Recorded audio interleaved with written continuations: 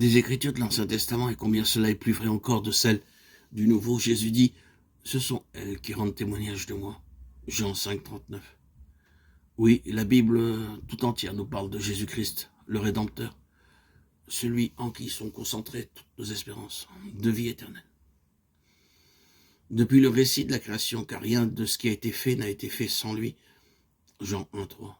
À la promesse finale, je viens bientôt, Apocalypse 22, 12. Il nous est parlé de ses œuvres et nous entendons sa voix. Si vous voulez apprendre à connaître le Sauveur, étudiez les Saintes Écritures, remplissez votre cœur des paroles de Dieu. Elles sont l'eau vive qui étanchera votre soif ardente. Elles sont le pain vivant descendu du ciel. Voici la déclaration du Sauveur. Si vous ne mangez la chair du Fils de l'homme, et si vous ne buvez son sang, vous n'avez point de la vie en vous-même. Et il s'explique en disant, les paroles que je vous ai dites sont esprit et vie. Jean 6, 53, 63. Nos corps sont formés de ce que nous mangeons et buvons. Il en est de l'économie spirituelle comme de l'économie physique. C'est ce que nous méditons qui donne de la vigueur et de la force à notre nature spirituelle. Le thème de la rédemption est celui dans lequel les anges désirent plonger leur regard. Il sera la science et le chant des rachetés pendant l'éternité. Ne mérite-t-il pas d'être étudié attentivement dès maintenant?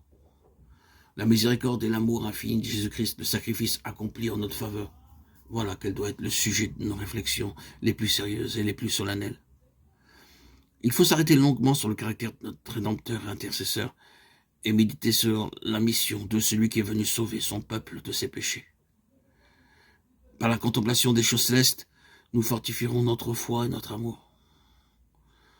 Nos prières seront plus agréables à Dieu parce qu'elles seront de plus en plus inspirées par la foi et l'amour. Elles seront intelligentes et ferventes.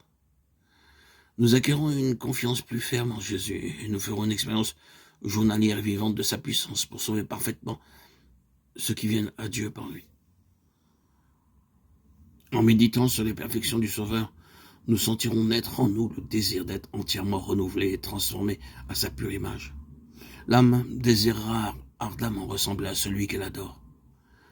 Plus nos pensées s'arrêteront sur Jésus-Christ, plus nous voudrons parler de lui, et mieux nous le représenterons aux yeux du monde. La Bible n'a pas été écrite pour les savants seulement. Elle a au contraire été écrite pour le peuple.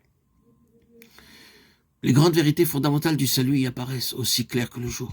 Ce ne sont pas ceux qui la lisent qui risquent de tomber dans l'erreur ou de s'égarer, mais ceux qui veulent suivre leur propre jugement au lieu de la volonté de Dieu clairement révélée.